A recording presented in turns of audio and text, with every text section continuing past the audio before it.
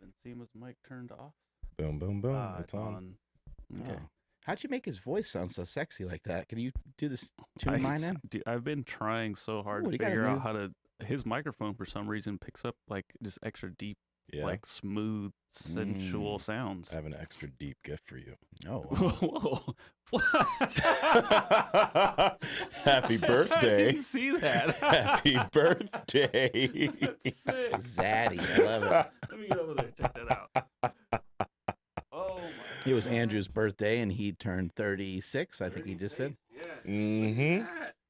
Look at That's that. amazing. Yes. 36 years old. Thanks, guys. There you Thanks, go. Mark, give me a hug. All right. Yeah, boy.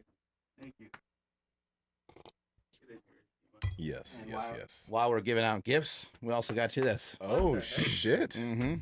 On air gift giving. All right, sure, I'll open it up. Gucci bag. No. No. That's a Wait. nice bag. Sick, though. Whoa. It's Oh, shiny. shit. Mm. This looks sick. Oh. There's a bag, and then he opened it up, and there's another bag. Whoa. Bag 2 inside the bags. bag. You get to keep the bags if you really want. You have to keep the bags. Yeah. Mm-hmm. It's Sick, Gucci. Mark. Yeah, there we Woo! go. Shit, dude. Got him some Real AirPods. Yep. Man. Yep. For Yep. your 10-minute Dude, walks. Thank you so much. Appreciate it, man. Yeah. No problem. Now you can wear I your am gonna AirPods redo Pro. The bag, but Now you have to try to figure out how to do the podcast without a boner. Mm-hmm. Get this hat on right away. I've And this has yet got to be to- immediate. I've yet to mess with the podcast without them. Yes. Mm-hmm. That's what we do here. We have boners on air. What's up with Ben? Was it Ben Askren? Right? What did he fight? Jake Paul. Jake Paul. I don't It was know, boxing, man. right? I mean, he's Yeah. not a boxer, I guess. but Still, that's I wonder if he's kind of compromised from the, when he got knocked out. Oh, that looks great. yes. Mm-hmm. It's a zaddy. It's a zaddy hat. Damn. Damn. It's your birthday, bro. You should get up on this table and dance. I think Whip that congo out my and birthday, go yeah. do helicopters. Oh. We're supposed to Oh. dance for him, I Yeah. guess. No, Hmm. I don't agree. I agree. Just do the helicopter on the Agreed. table. But oh my god, that Ben, I don't know if you guys saw the Ben Askren interview afterwards. He just looks so. I mean, he came home with some money, which is good for Mhm. him. Well, yeah. like he made some money, but still, to get KO'd by Jake Paul as a real fighter, Right? and Jake Paul's a real fighter now, I guess. But damn, 3-0. 3-0. Well, they showed some footage from when Ben Askren fought, I think, Robbie Lawler. Mm-hmm. And I mean, he is like ground and pound, like just beating the crap out of Ben Askren. And, he's not fine, but he doesn't get KO'd. Yeah. And I understand actually, I don't understand anything about both, combat sports and what it's like to get punched by one of these killers. But Mhm. I don't know, man. I don't know. He was pretty happy to lose and walk away with a good chunk of money. What do you guys think about these kind of different fights? We got the Hapthor and Eddie Hall going to be fighting soon.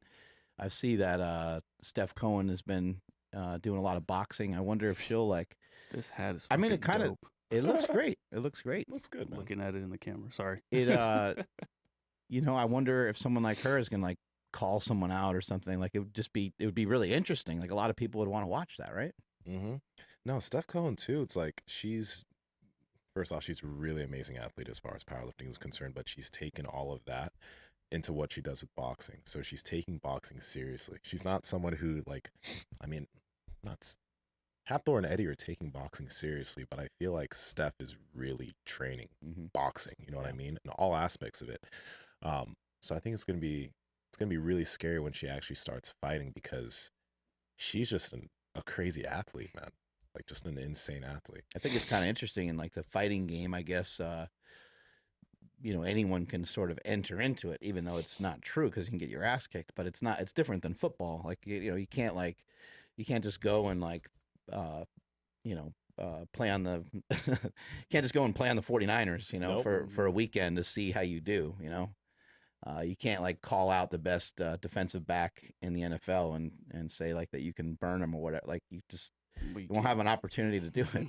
there's no and none of those guys would even if you did that like publicly, like on YouTube or something, no one would take the bait. But for some reason, with these other fights, people are taking the bait, and there's pretty good money in it, I guess. Yeah, it's just because of the people have made a name for themselves elsewhere, Right. like not that anyone's gonna challenge you or you're gonna challenge anybody, but Mark Bell could draw a crowd. Right. He could whatever. You can pull some attention, but anybody who is your exact size, strength level, or whatever, if they don't have a name for themselves, no one's gonna care. But then everyone gets mad because like Jake Paul, like oh, you're a YouTuber, like you have no business being a professional boxer, and then like the purists get all upset. But I mean, shit, no one's talking about boxing. At least, I mean, you know what I mean? It'd be really interesting to take people from different things. Take one of the best NFL players and take LeBron James, have him box. Like everyone would watch that, right? Like, but why is that more fascinating than watching two? Like, I'm not going to pay for a pay-per-view of boxing, but I would pay for that.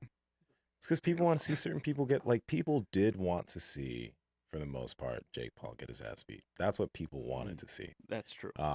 But then Jake Paul ended up just like wrecking this dude, which is that's tough. But Is yeah, it that's Jake what people Paul want to see. or his brother that wants to fight Mayweather. I think no, Logan wants. Yeah, it's Logan, because Mayweather. Like, I remember people were talking about this. Logan's pretty big. He's like 215, and he's much bigger than Mayweather. So it's Logan who wants to fight Mayweather. Is that going to happen? I think it's. Yeah. Mayweather will probably make a couple, more than a couple. He'll make a lot of money. A couple million. Yeah. But that's just like, you see, I feel like that is in and of itself. If Mayweather does do it, he will just wreck Logan. But that's just like, how can an individual be like, I want to just fight the greatest boxer of all time, and then they're actually able to because they're super famous. Yeah. Right. That is disrespectful to boxing if you say anything. Money May, though. I think he'll play around with it. What Mayweather will do is what he did with McGregor. Yeah. He'll bet that he's going to win by KO or TKO in the third round.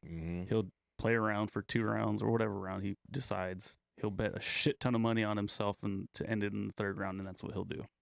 Because he's Money May. What if Logan Paul lands a lucky hit on Mayweather's chin? Impossible. That's what we'd like to think, right? I hope it is too. This is why those pay-per-views sell. Yeah.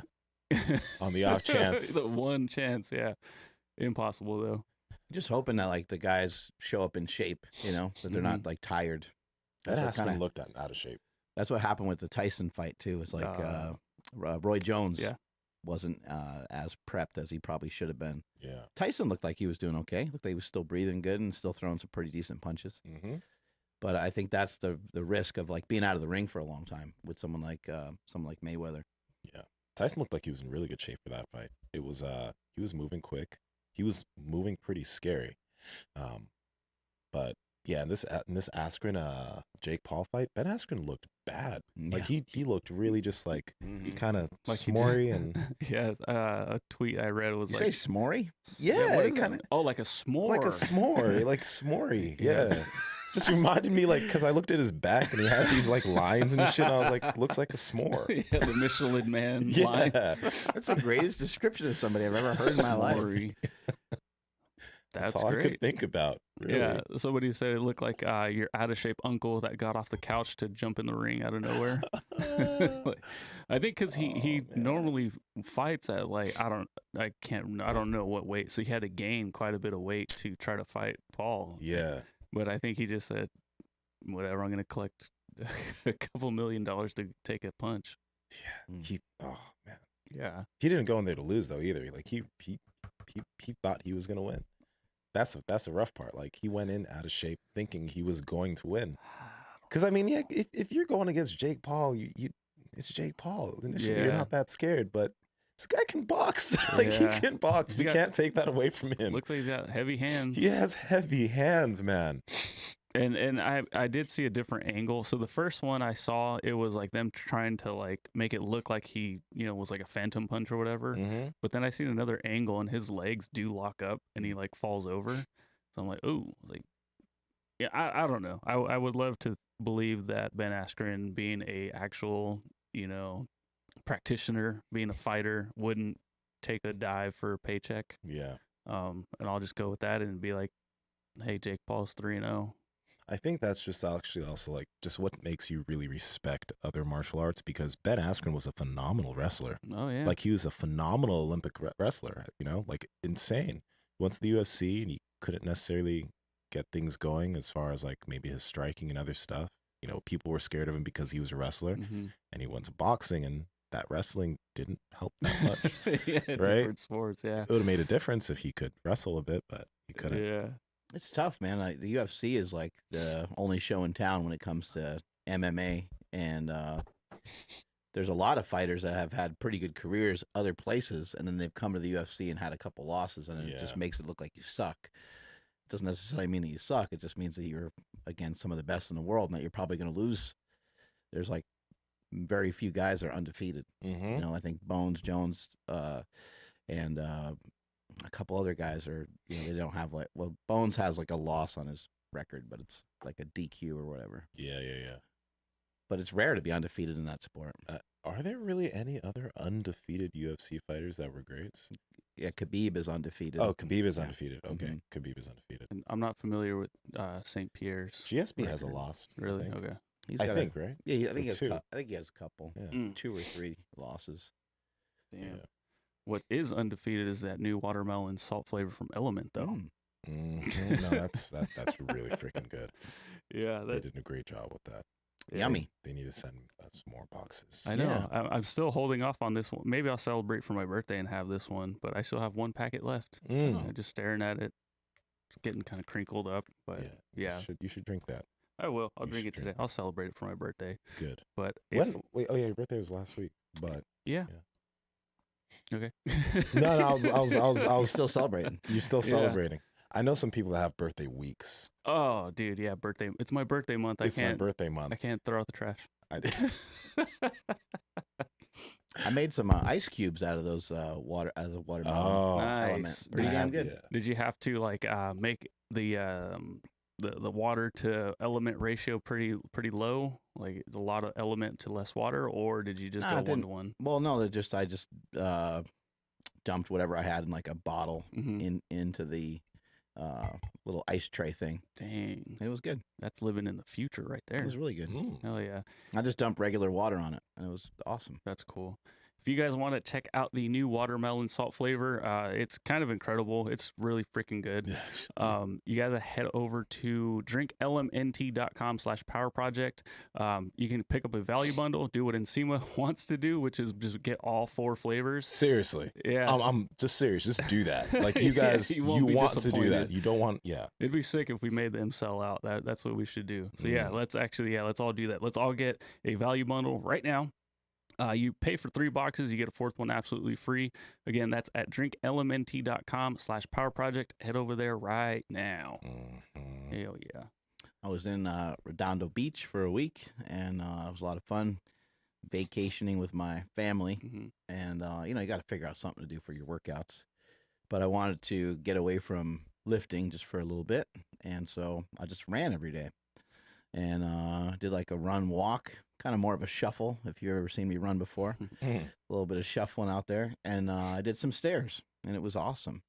I probably did, each time I went and did the stairs, I did about 10 sets of it or so. A couple times I mixed in some push-ups in between.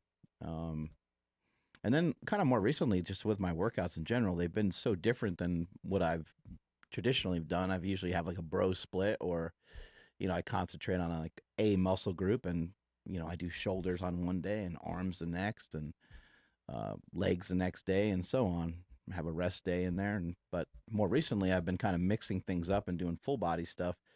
A lot of it has to do with when we had knees over toes here, when we had Ben Patrick here. I was just like, oh, well, I might as well mix some of the sled stuff in while I'm doing my other sets, and I'll mix in the slant board, and that way it's incorporated into my workouts, and it's not something that I feel I need to do extra of. And it's been working really great, and it feels really good. But the workouts are just different than what they used to be, and they're a little faster, and they're sweatier than they used to be. Yeah, I think just a big aspect to it is the backwards component can be added to a lot of things.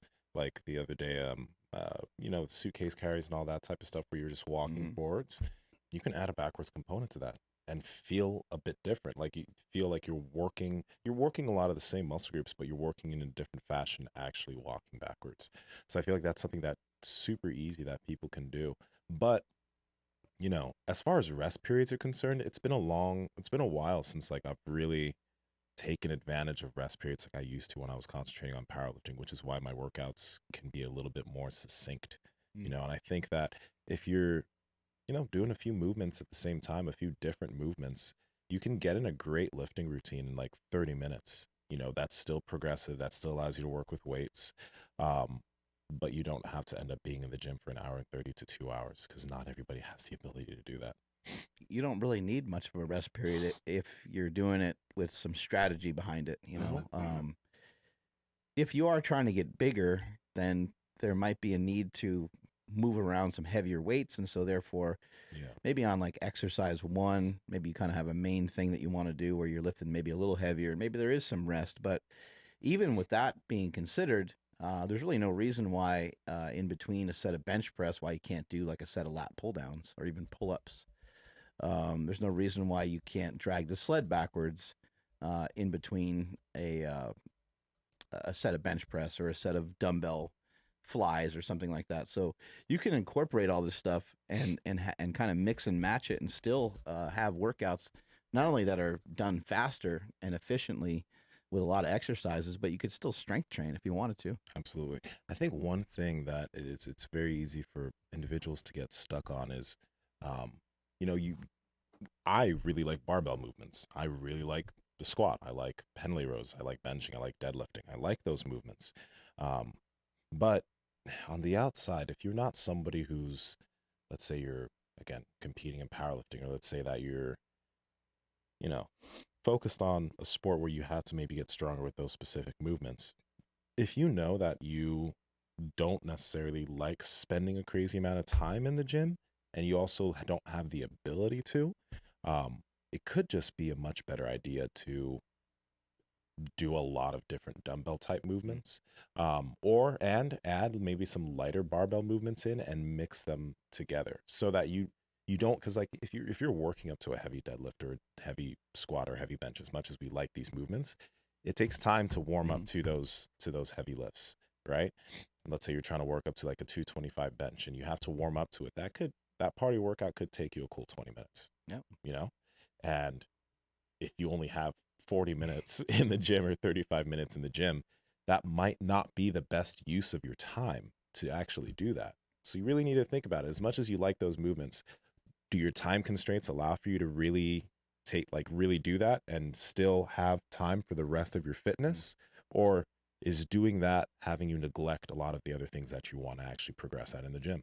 And there's a lot of ways to make things faster as well. Not that that's the only goal to make the workout super fast, but um, you could do what I've done for a long time, and that's kind of work out backwards. Like Mhm. just take all the fluff and puff stuff that you would do normally at the end of a workout, the higher rep stuff, the bodybuilding stuff, front load your workout with that, and then finish your workout off with a squat, bench, or deadlift, something like that. The weight that you're going to use, you're going to be forced to use a little bit less weight. Yeah. And you could also do some tempo stuff. And if you wanted to, you could do sets of 10 or sets of 15. And that'll be real. You're not going to use a lot of weight at that point. Hmm. So it won't take much of a warm up. Plus, you're previously warmed up from doing other things. But to your point, even if you were to do some dumbbell bench pressing before you did a regular bench press, if you have the strength to lift around 300 pounds on a bench press, Hmm. it's still going to take you a while. You kind of need to, it's not wise, to go from, even if you were dumbbell bench pressing 100-pound dumbbells and they felt good and you felt like you could just, uh, you know, kind of load the weight up on the bench. I don't think it's a good idea. I personally would still bench the bar. Yeah. Some people could maybe argue like they would be fine starting with 135, and I would agree with that. That's fine. But I always start with the bar, then I go to 135, and I still usually take my time warming up. If I am going to cheat anything, it would be in the earlier sets, such as like skipping the 45-pound bar and just going right to 135. But I think it's a big mistake to skip the stuff later on. Like instead of taking that tweener from 315 and hitting 335, you just jump right to 365, and that's how people yeah. Mhm. And we've said this on this podcast before, but it's worth mentioning. Whenever you're thinking about jumping a weight, no matter what you're training for, no matter if it's bodybuilding, powerlifting, CrossFit, or a sport or anything, whenever you have any doubt, always go with the lighter weight. Just make that a rule of thumb for yourself. When you're like, should I add a 25 or a 10? Mm-hmm. The answer is add the 10. Yeah. Just add the 10. Just do it. Even if you only did one rep with it, at least you did it. You felt it. You're like, okay, great. I got that out of the way. Mm-hmm. Nothing hurt. I feel good. The lift was clean. I'm going to add weight now. Yeah. No, that's absolutely important. One other thing that I do like to do, though, because I still like to do those movements, and I still do, is as I'm warming up for my load, in between my warm-up sets, I'll be doing another movement. So I'll, like, if I'm doing a bench press on that day and I'm working myself up to like a 265 bench press these days, or 285 or whatever, in between those sets, I'll be doing whatever sets of my dumbbell work I'm doing, or whatever sets of the shoulder work that I'm doing on as far as accessories. I will do those in between, come back bench, go back, do that, come back bench, so that none of the workout is none of the time is being wasted kind of sitting idly by, right? And again, if you're someone who is focused on powerlifting and you need to take those rest periods in between your working sets because you don't want to be fatigued, I get that. Okay, so maybe this isn't for you. But again, if you do like to strength train and you're not competing and you want to kind of, again, be more active during your workout, that's something that you can easily do. Between those sets, take those rest periods and go do another movement, come back, and then do those sets of whatever you're about to do. I would say even if you're powerlifting and even if you're competitive and even if you're prepping for a meet, just maybe that first exercise might be the one that you might need to have, or you might feel the need to have be separate from everything else. But for the most part, I've always paired stuff together, sometimes in terms of like a group environment or a team or even a training partner, sometimes it's not good to have too many things going on because then you're not really training together. And so, sometimes it's good to like, you do a set of like dumbbell bench press and the next guy goes and you get to encourage each other and make sure each other's not like, doing shitty reps and you can kind of coach and train each other. So for some purposes, there's definitely some application. But even that's like, you're not resting for a long time. It's like, your rest period is like when the other guy goes. Yeah. And it's not anything that's really long. But all through my powerlifting career, I always superset stuff. It might have been like, if I was doing a heavy squat, heavy bench, heavy deadlift, I may not have done something in between that. But then once that was over with, then I still paired exercise. I always loved the way it felt. It feels great to do a set of biceps and a set of triceps in between, and then kind of go back and forth and back and forth. For you, Nsima, do you ever feel like, because I've seen some people do this before, and it just makes me wonder whether it's how optimal it is. Sometimes people, they maybe hop around a little too much, and they kind of start blending in. They start blending in a lot of things at one time. They start blending in kind of cardiovascular, strength, agility. Like they might do a ladder, and then they might like hit like dumbbells. You know what I mean? Like, so do you feel like that's maybe a little bit of a stretch, or is that kind of pushing more into the conditioning realm rather than the strength realm? I don't think that's too much. Okay, so it totally depends. It's like, you know what? It's funny. You know that video that we made as far as like adding cardio into what you do on the Super Training channel? There were a few comments that were like, isn't that CrossFit? Isn't this just CrossFit? Isn't this just CrossFit? And then in my mind, I was like, no, but I mean, I guess technically you could call it CrossFit because... But when CrossFit came around, people said, hey, isn't that just supersets? Right? Right? Exactly. So like when I look at that, and let's just like take it a step further. Let's say that someone isn't just, they're doing ladders. Let's say that they're doing some bicep curls and they're doing some step ups, and then they're doing some goblet squats, and then they're taking a lap around the gym, and then they come back and they do that whole thing again, right? Well, I mean, it might not be optimal for the most muscle growth that they could have, But that individual is definitely going to be able to gain some muscle, and they're definitely going to work on their conditioning, and they're going to get in better shape. So they're not going to be a mass monster. Maybe, probably not. They're not going to be a mass monster, but they're definitely improving their shape. They're improving their health. They're improving their muscularity.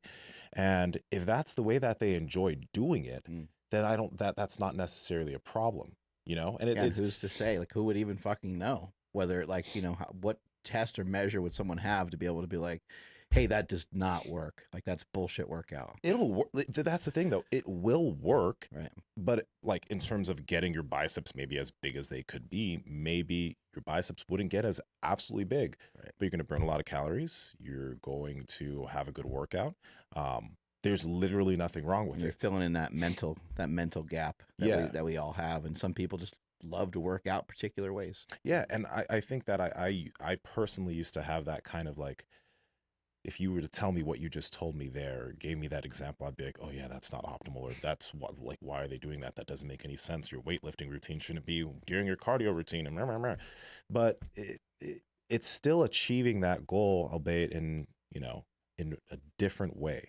And it sounds like, for me, I wouldn't want to run around the gym, but adding a component that's a little bit taxing cardiovascularly, to me, I like that. Like now, like again, I'll do those suitcase or whatever carries and stuff in between my sets of things, and other things that might be a little bit taxing as far as cardio is concerned, because I do enjoy that.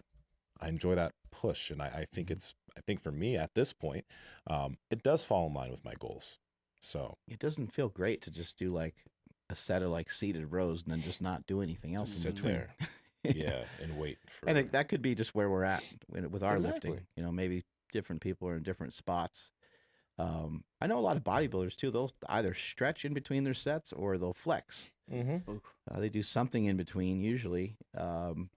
Flexing in between is great. It helps promote some blood flow and then teaches you how to flex the muscles properly, which is an odd thing that we don't like learn that. It's weird that like someone could be a sprinter their whole life and then no one ever has taught them how to flex their calves or their hamstrings. Or even with jumping, no one's ever taught you like how to flex your quads, or you don't need to be taught that to be able to jump. You don't need to be taught that to be able to run, but it's odd. Like you figure that there would be some conversation of like, hey, when you bring your heel towards your butt when you're standing, that's your hamstring. Can you kind of feel that? Now, if you just kick your heel back a little bit more, that's how you would flex your hamstring.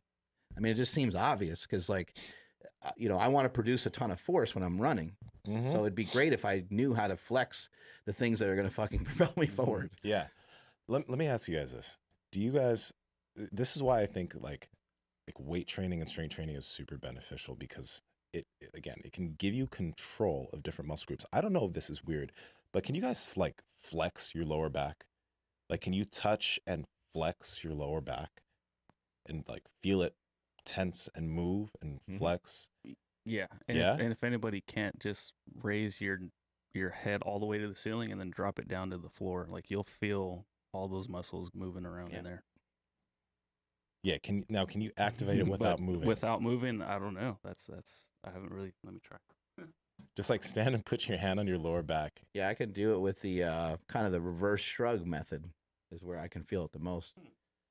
Just pushing the shoulder down a little bit. Yeah, it's odd. All I do, I just keep farting back here. So I don't keep know. farting? No, just kidding. Birthday farts. It's so. Yeah, touch my lower back real quick. It's gonna sound a little weird. I tend to just tense up, like if I'm nice. like bracing. Yeah, he's able to make it like a wave. Yeah, it's weird. But that's the thing. I think like that's what a lot of these like when you get the hang of feeling a lot of these movements, you're able to like just like activate certain muscle groups very acutely. Yeah. It's weird. You also have back abs, so. But because I've worked them for such a long time, like I can just like make them move. So in that video where we're being super serious about your 2 hours of sleep that everyone believed for some fucking reason. People I'm believe it? working off of an hour and a half right now. Just 90 minutes. Yeah. because 2 hours. Nobody Yeah. has time to sleep. That's why I'm 2 drinking hours. so much coffee. My eyes are red. I zoomed in to a picture of what kind of looked like a decent picture of abs, Mm-hmm. and then like I pulled back, and it's like, oh shit, that's his back. Wait, what? Like, it looks great. Yeah, Oh, that's it's funny. But yeah, no, the comments that were coming in on that video were gold, Yeah. straight gold. But that's cool. I never try to flex my back. Maybe that's well, why I have back issues. But this is the thing I have to tell you guys. It's like that video was real. Like, it's not a joke. It's like everybody thinks that we're being sarcastic. I would say 1 out of 10 people see or think that we're being sarcastic. People think that you're sarcastic about what, being on steroids? People think that I'm sarcastic About being natural? about What? people think I'm sarcastic about like getting 2 hours of sleep and having 400 grams of protein a day. And it's legit. Like, there ain't no lies here. That's just what I do. And you know what? What I do doesn't work for 99% of the population. That's true. But that 1% group, that 1% lifestyle, those people that want to live Yeah, some people are hyper responders to stuff. in that way, you can. Well, I think because you just you made can it, hop on this. you just made it super challenging right away, and you didn't try to learn anything. You just Fuck it. started out day one making everything really difficult, right? Yeah, that's just what you got. Like, you can't make things easy. You can't do it. Adaptation. No. What's that? Adaptation is forced, What's that? What's that about? right? There ain't no reason for that. No, you don't ease your way in. You force your way in all aspects No of life. Vaseline. No Get right up Vaseline. in there. Hmm. Oh, God. Yeah. Okay. Out of trying to just like problem solve, I've been mixing in, sled drags in between each set, Mhm. like no matter what. Maybe towards the end of like this Saturday, I didn't do it for the last set because I was gonna just do it for like 10 minutes straight. I actually did 20 minutes of doing sled drags with the tank Yeah. outside. But no, because Stuart McGill said I basically can't touch weight. Mhm. He said I can't do my normal like treadmill cardio, just walking. So because I can't, I just can't get away from it. So I ended up making it, regular walking harder by adding weight to it. Yeah. So by doing that though, like my workouts have been fairly short because I'm not stopping at all. Like I don't like, I will take a breather. I'll like maybe walk down the turf like a couple times, but it's been great. Like the weights like have been super light. I don't think I've touched anything above like 35 pounds, like Yeah. as far as dumbbells. Oof. Yeah, I know it's been amazing though. Yeah. Like my diet's on point, physique's looking better. Like I'm like, why like, it sounds so stupid. Like I made a post that like all I'm doing is focusing on not getting hurt and lifting the right amount of weight. Mhm. And as I'm typing it, I'm like, oh, this sounds so stupid. Like, oh, do what you're supposed to have been doing this whole time.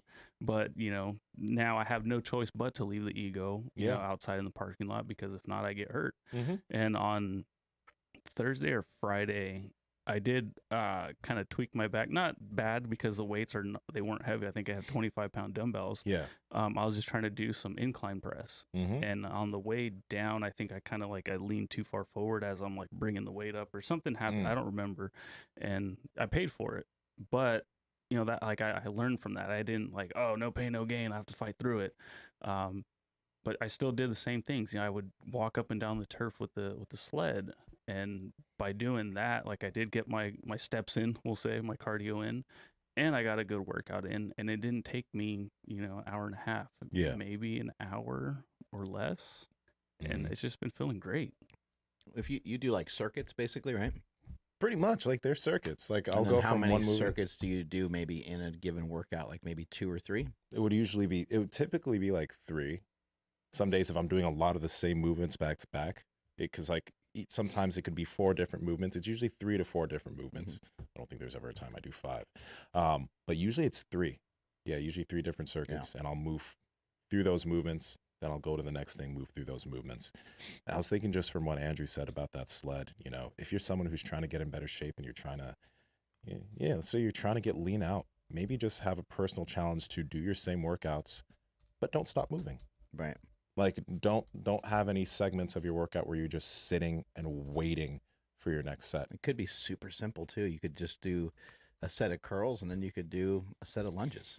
Yeah. You know, it doesn't have to be complicated. You could as soon as you get done with your pull-ups, you can do some push-ups or some air squats, and you can have different focus on different day. Like maybe there's a day where there's like a body weight component to the leg workout, and maybe there's another day where there's an actual focus on the legs, where you might squat or leg press or do whatever heavier shit that you think that you need for some growth.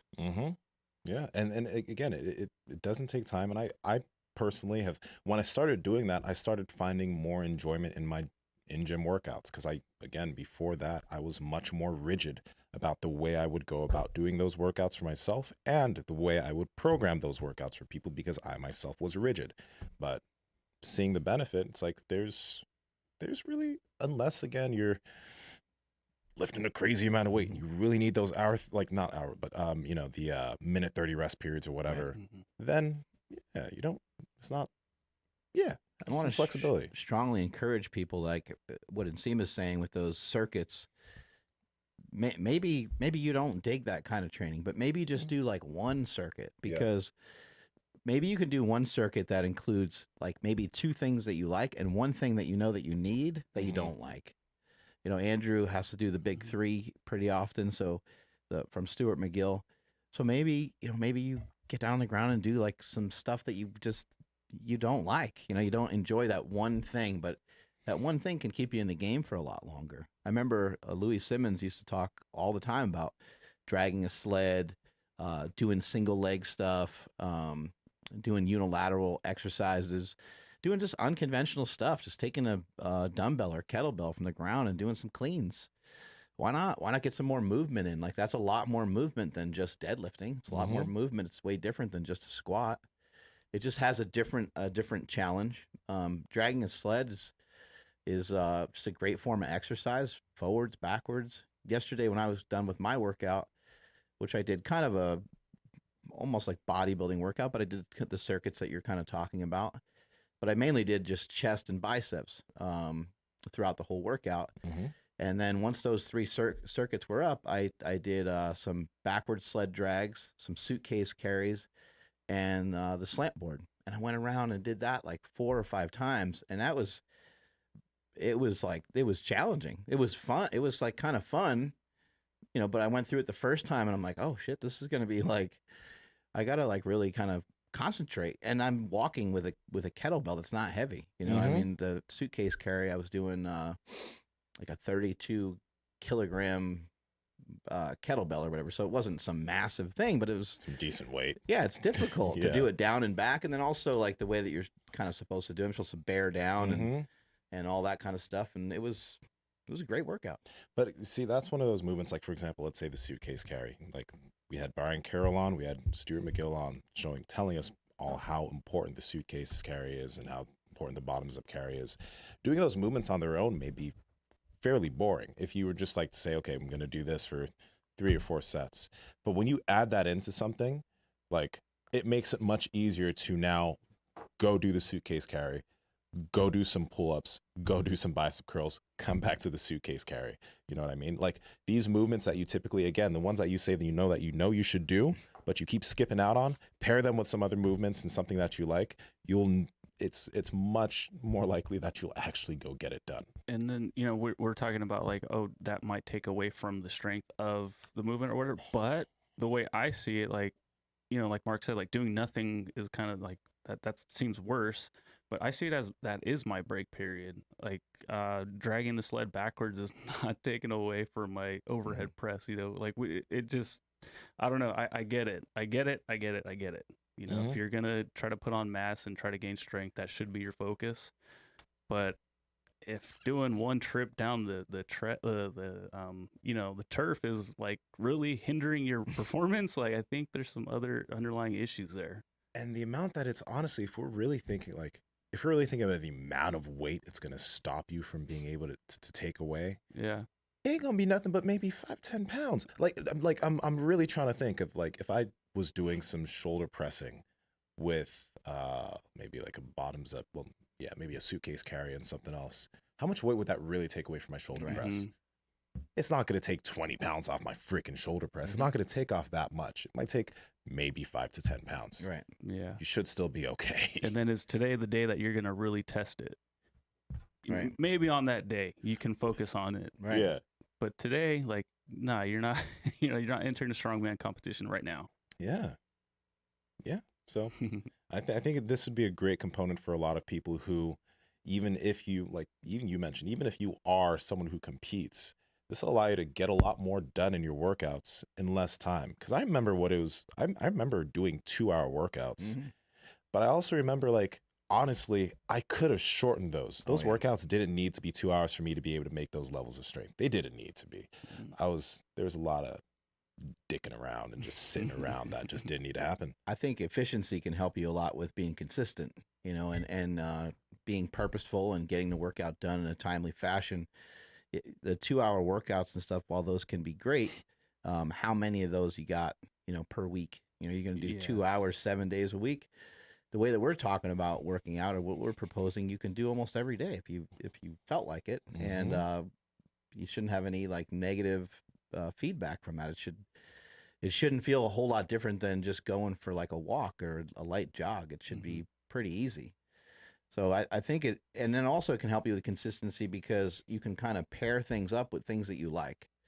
You know, if your favorite day is back day, well, maybe pair up some stretching or something that you freaking hate. That you're just like, I hate doing that. I never get around to doing that. I don't have time for it. In between your lat pull downs, you know, stretch your groin and hamstrings and like whatever the hell you got to do. You can even get like some, you can get some like legit lat stretching in there too. When you're doing hamstring movements, you can get some hamstring stretching in there. Have it be a cue for you to do these, you know, rotator cuff movements or shit that you just, you know, you're like, oh man, I hate doing abs. Well, do you love doing bench? Maybe every time you bench, go do a set of sit-ups. Yeah.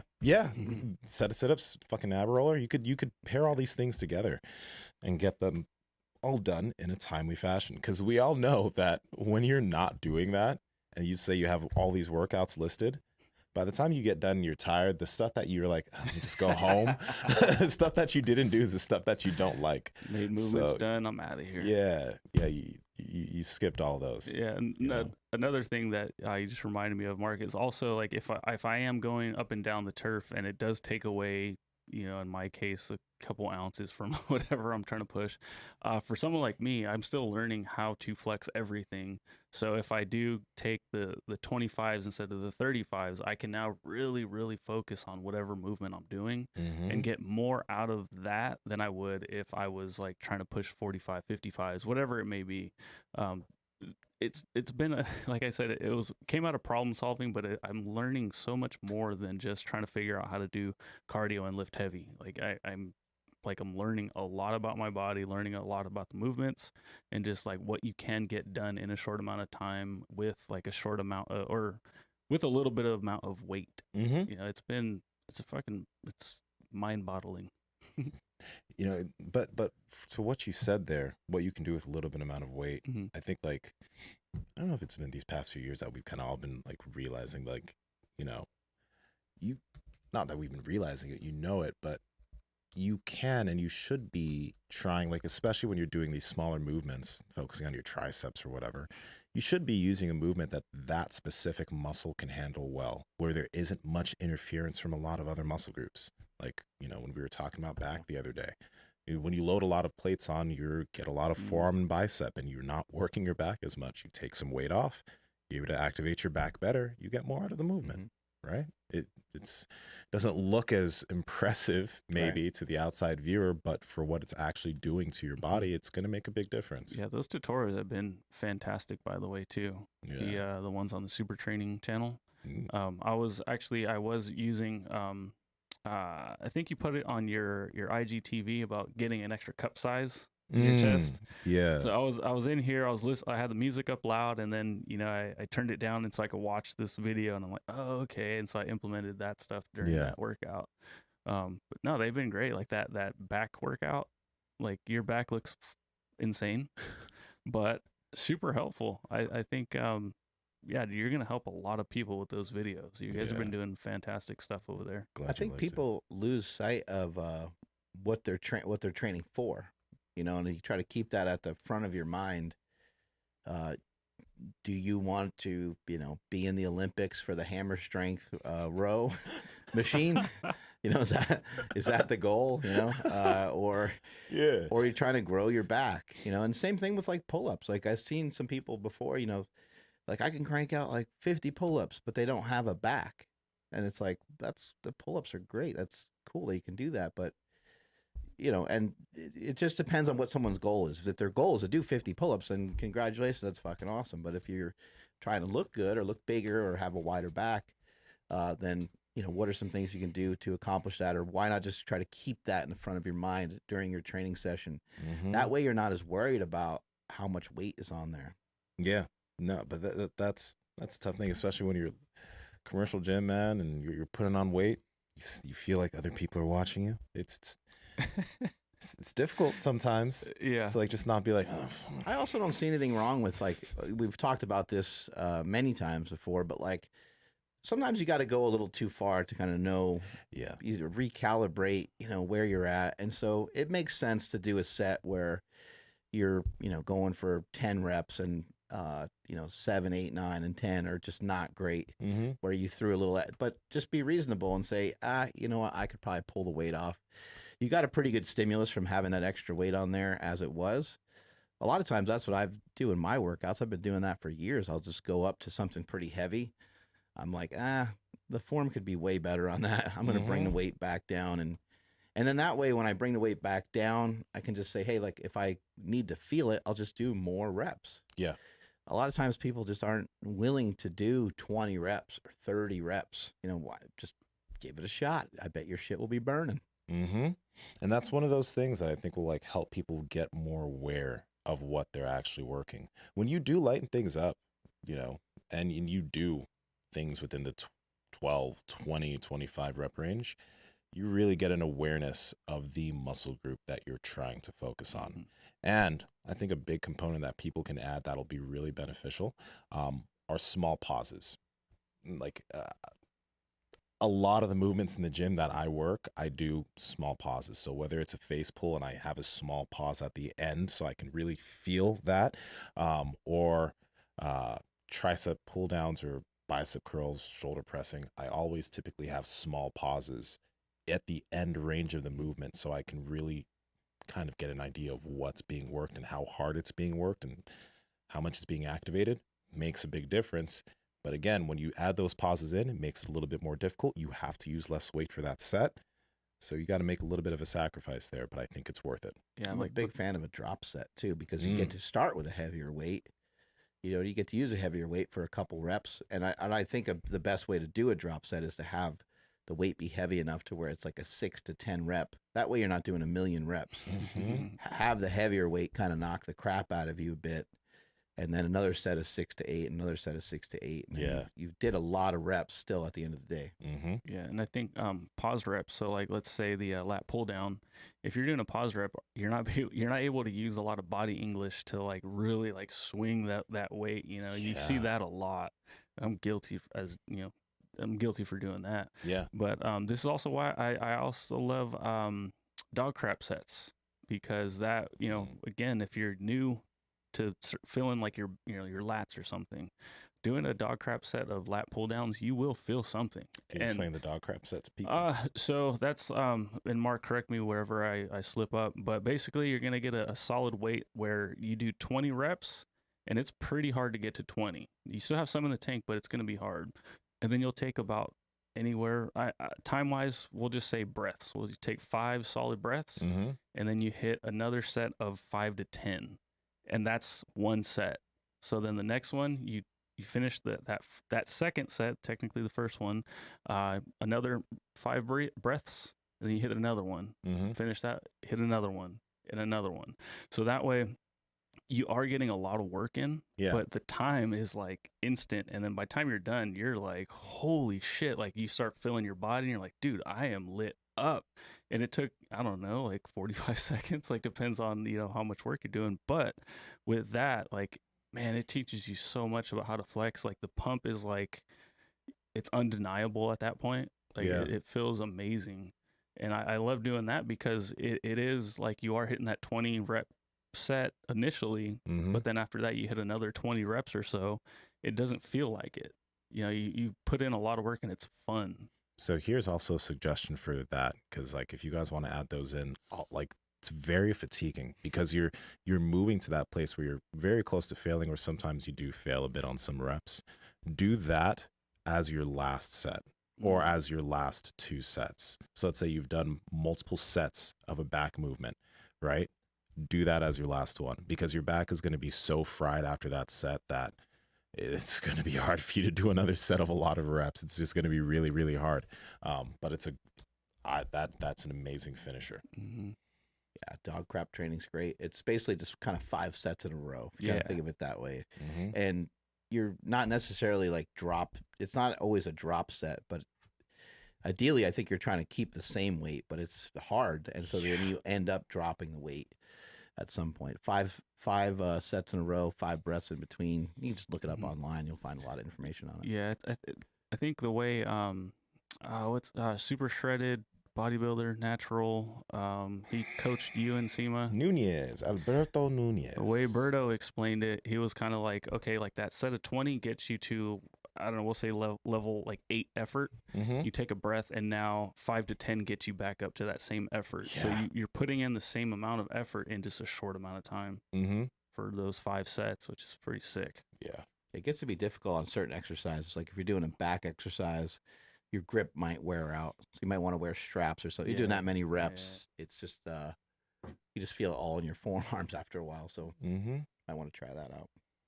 I've been staying consistent with the running though, since I, went to Redondo. I just kind of made a commitment to do a little bit of running every day, and I've been throwing that in.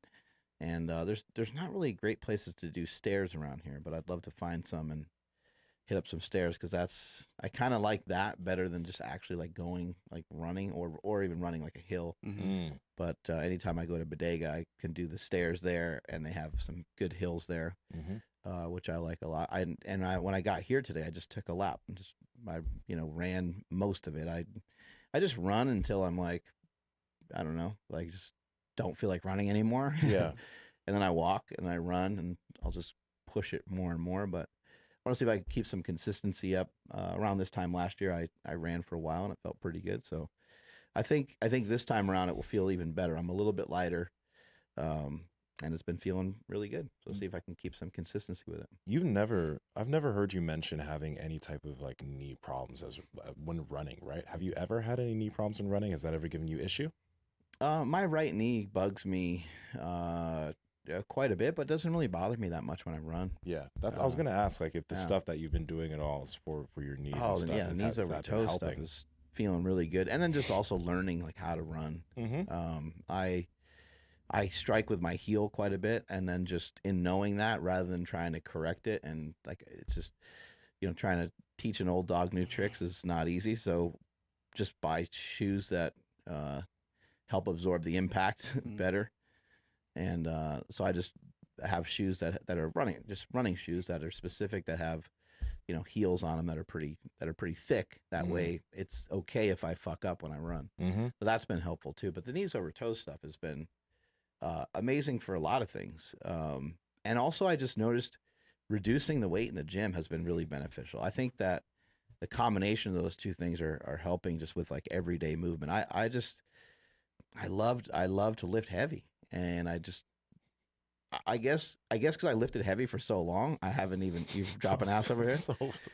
Bro, I drank that coffee, bro, and I knew I had to take a shit. Oh no! Oh yeah, it's bad. It's warm in here today too. It's bad, yo. I might click on the AC Even for the I first don't time. like it. Oh my god. It's your own brand, and you don't like it. Let me see if I can That's wave it. Wow. Wave it Damn away a Nsima. little bit. Wow, Andrew, you're all the way over there. What are you talking about, man? This isn't. I know. I think I just waved it towards me. Oh. Oh god, and there's more, but I don't necessarily want to leave the episode yet to go poop. So In the new you're studio, gonna have to just deal with it, Mark. I'm sorry, man. You're just gonna have to deal with this. You're gonna have to take all this. The new studio has to have walls built with like some kind of like Spray. no, just like it's like smell absorbing material. like those underwear that were supposed to be able to like Oh, know, with the fil- coal in them. yeah They had coal in them. Yeah. to filter out the smells. I Wait, think. really? Filter out your farts. Yeah. Yeah. Oh my god. You want to make? You The want to whole get a room pair? just We needs gotta to get be him a pair built now. that yeah. Oh my god. Here, put these on before the show. I know that Lululemon says that they have like I don't know, zinc or some shit in their thing that's like non-smell or whatever. It makes it harder for your BO to like stick to it. But it's not working. Oh. Well, yeah, I don't know. Well, it's definitely not. I'll say that. It's definitely not. I'm so sorry, man. This is not okay. This is really rough. What a shitty podcast. Yeah. It's just something, yeah. But I will I say, broke my pen. Oh, man. Finally. so those the ATG guys, Athletic Troop Group guys, they have like a course thing where you can learn all of the stuff and all the reasons behind all the movements along with everything else that they're talking about. And a lot of the stuff as far as like, I mean, you've talked about this before, how you used to like do good mornings. I think you said you used to do good mornings with a rounded back on purpose. Mm-hmm. Yeah, like a lot of that stuff is stuff that, they're talking about getting, and it's not like, for example, I was on the slant board the other day, and I'll post the video at Just some shoving point. your knees forward on purpose, kind of. No, not even that. So I had my feet were on the slant board and my toes were pointing upwards, and I flexed my quads so that my hamstrings were at full length. So it wasn't here, I was here. I took a kettlebell, again, up on the slant board here, and the slant board was high off the ground, and I would I forgot what the movement's called, but my back would round and I would have the kettlebell all the way down while this was flexed so my hamstrings could be at full extension. And that allows me to get stronger while having my hamstrings fully lengthened, right? But my back is also rounded with the kettlebell. And after I did that, it's like, first off, I was able to gain more immediate mobility, right? But I was also able to be strong with that new mobility that was gained because of the loads that I was moving within those ranges. When you see the video, it'll make more sense. But a lot of that stuff, that's why Ben is able to just like hop into the squats without really stretching, and a lot of these guys are able to do some of these things because they're doing really long end range movements with load. Again, not a crazy amount of load where they're going to hurt themselves, but a load that they can control, kind of like the chest movement that we were doing the other day. Yeah. You're not using a lot of weight, but you're allowed to get very strong with load through these just really long ranges, and that's going to be really beneficial for people. Again, I think it forces you to use less weight, which I think can be a good thing. Mm-hmm.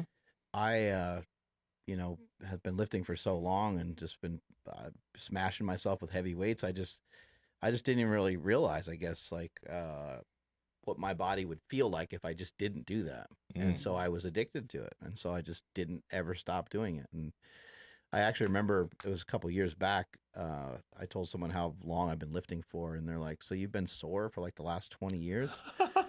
And I was like, That's a great way of putting it. I was like, yeah, pretty much. Because they asked me if I ever stopped. And I was like, no, I don't ever really stop. I mean, I have taken a week off here or there, but for the most part, I don't really ever stop. And so, yeah, I have not only sore, though, but like rickety would be like another word thrown in there. Like just because all that weight just on top of me for so long, even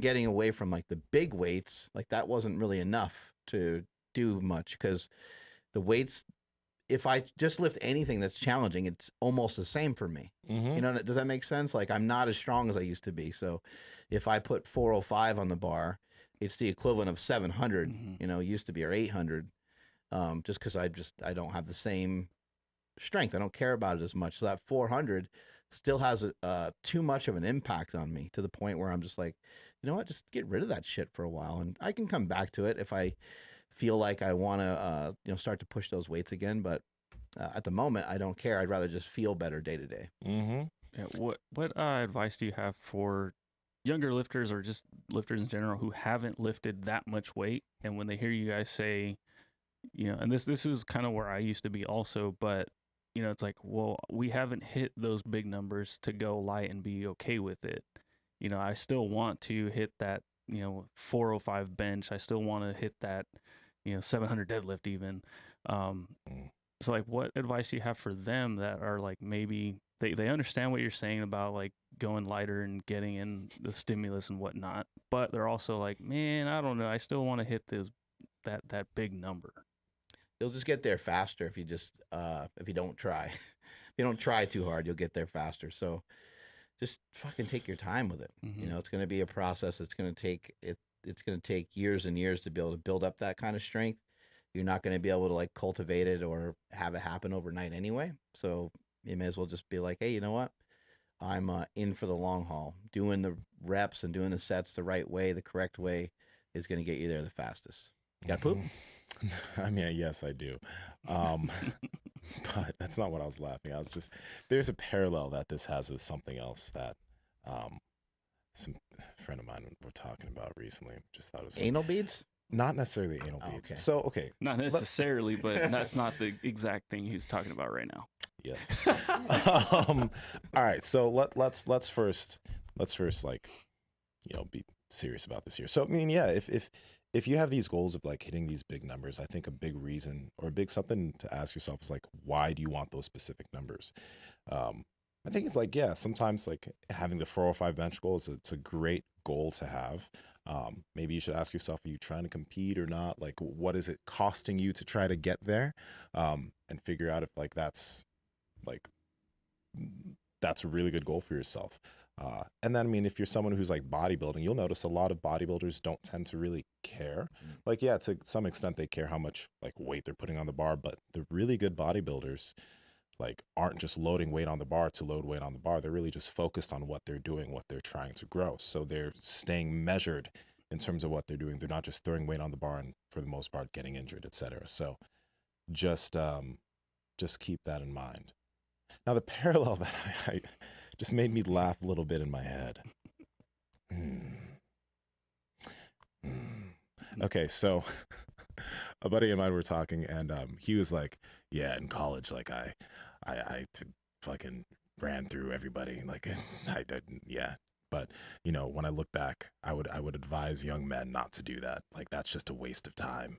You know, like a lot of guys, they want to do that. They want to smash as many women as possible. Like that's just the goal that they want to do, but it's just a waste of time and it makes you feel empty. That's a very good sad. parallel. And it's just think about it. It's like when you think about it, you're like, all these guys, they want to do this, they do it, and they realize how much of just a waste of time and energy and effort that was. They could Yeah. have just gone focusing on the thing they should have been focusing on and letting whatever come to them. But Yeah, so I imagine was just trying to laughing. tell a pubescent, right, like, hey, dude, don't run through a lot of women. you don't need to do that. Like Don't do the thing that feels the absolute best that you're striving for. Don't do that. Trust me. trust me, it's I did it. Or I was even just, busting nuts everywhere. Don't do it. or even just getting lost with one woman. You see it happen all the time. You know, like, yeah, that's actually, yeah, I would totally Right. say oh, that. that's true. That is true. I mean, people get in relationships when they're really young. Mhm. Might be 14, 15 years old. And they're with Yeah. somebody till they're like 20. Yeah. And, you know, I don't think it's necessarily a waste of time, but you could have maybe been concentrating on some other things and maybe gotten Yeah. further ahead. Absolutely. Totally. That's that's another thing. That's another thing. But I just found that so funny because it's like in the same vein, you know? I think it's all similar shit, you know, getting abs, being strong, being rich. You know, it's like when people make a lot of money, they just start giving it away. They just care about it a lot less. You know, people Yeah. people that you know, get in really good shape. They have even when they're not in shape or they're not in their best shape, they Mhm. have a lot of times they have a little bit better perspective on their physique. While the other person is, you know, rigorously always trying to like lose weight or get in better shape. Yeah. The other person is a little bit more cool about it. They're like, yeah, I'm fine being right here. Like even like take like Hottie, who's in our gym. He lost like 200 something pounds, Yeah. and then he gained around 40 or 60 back just because he knew what it was like to be lighter. Mm-hmm. And people were like, well, why would you gain a bunch of weight back? Well, he's like, I have different goals now, and I'm comfortable with it now. And so it's hard to be comfortable with where you're at. But if you've ever been anywhere before, ever done anything before, it's really easy to feel comfortable to pull way back Yeah. after you already did a bunch of shit and already felt like you were somebody or did something cool. You don't know what you don't know, man.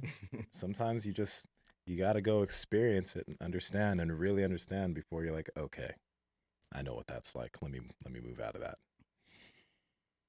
Agreed. Yeah. Want to take us on out of here, Andrew? I will. Again, thank you everybody for checking out today's episode, and please head over to drinklmnt.com/power project.